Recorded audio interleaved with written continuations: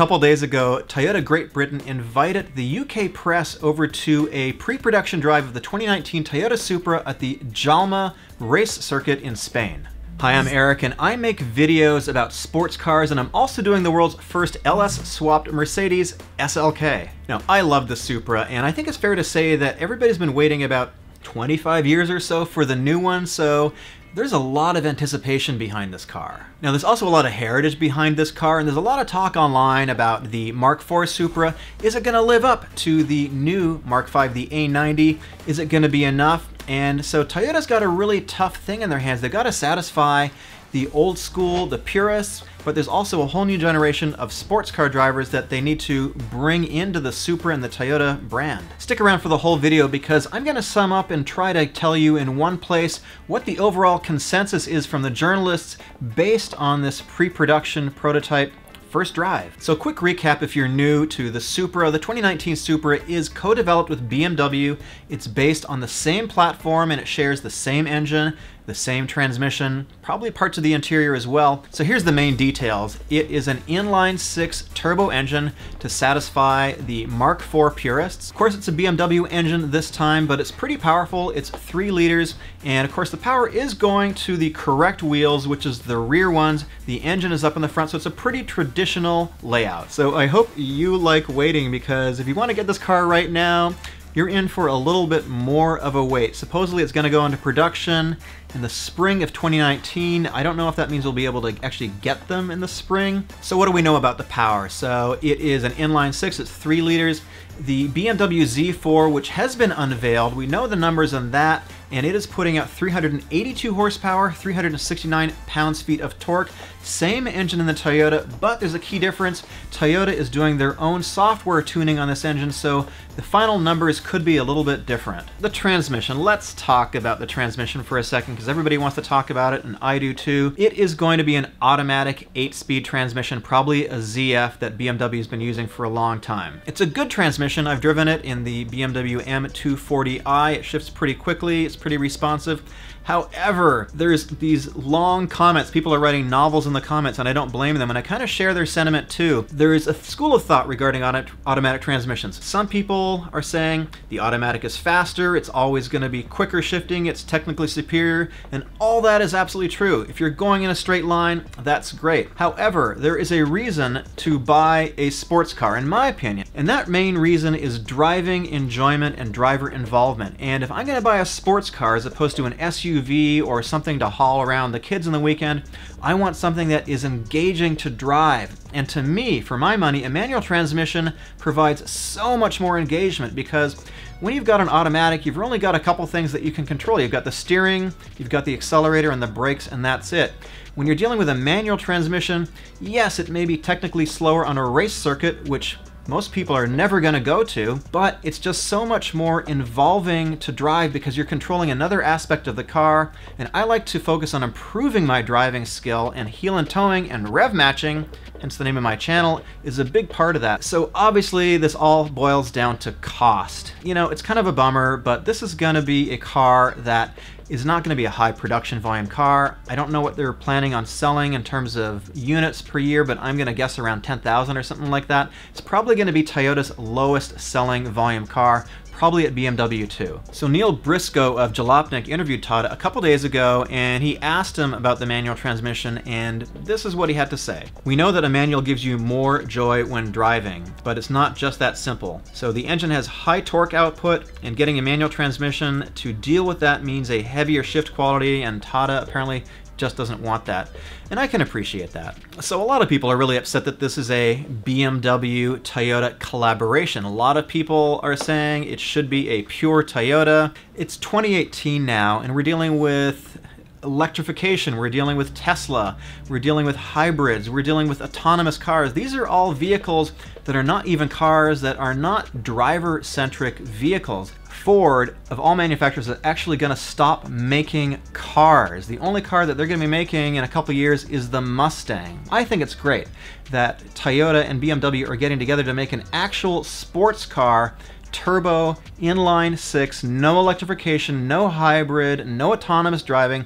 This is a car for drivers, and to me, I think we're actually lucky that you and I are going to get to experience this car hopefully, if we can afford it in the near future and that Toyota's making a car like this, I think that is freaking awesome. And so, yeah, there's a lot of haters out there that say we shouldn't have this kind of car. It's not a Supra because it's a joint development between BMW and Toyota. I think it's awesome that we're getting this car.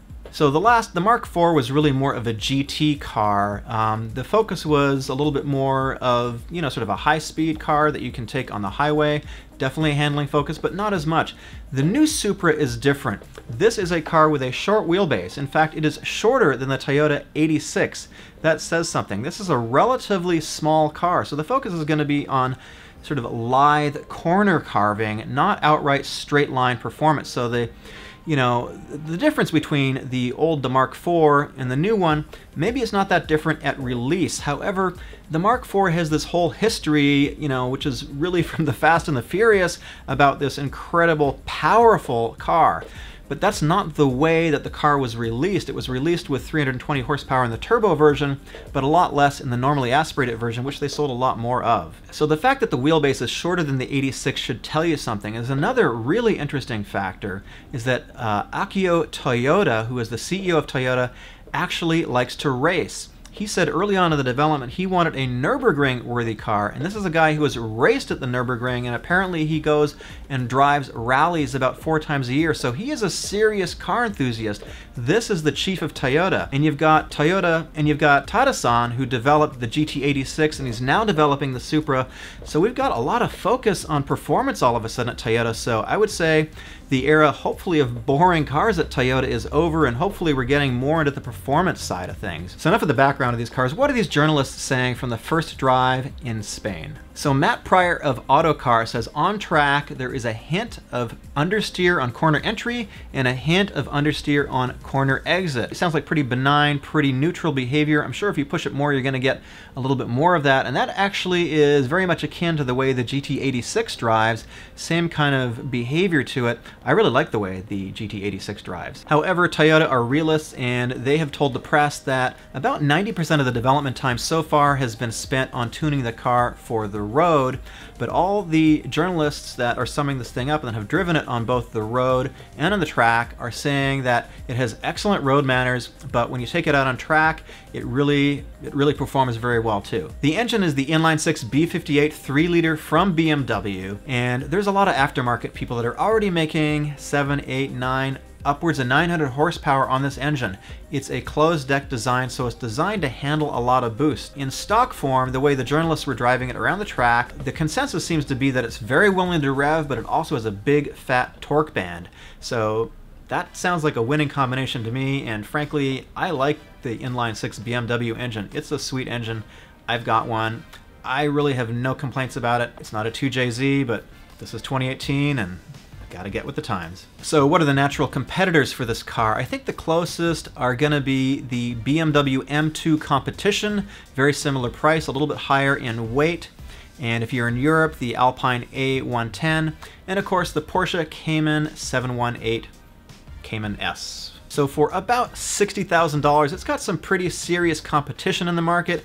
It's definitely not going to be a budget car. It's not going to be the $40,000 car that people are expecting, because the GT86, the BRZ, is coming in at around $30,000 fully loaded, so I just don't see Toyota releasing a car that's only $10,000 more.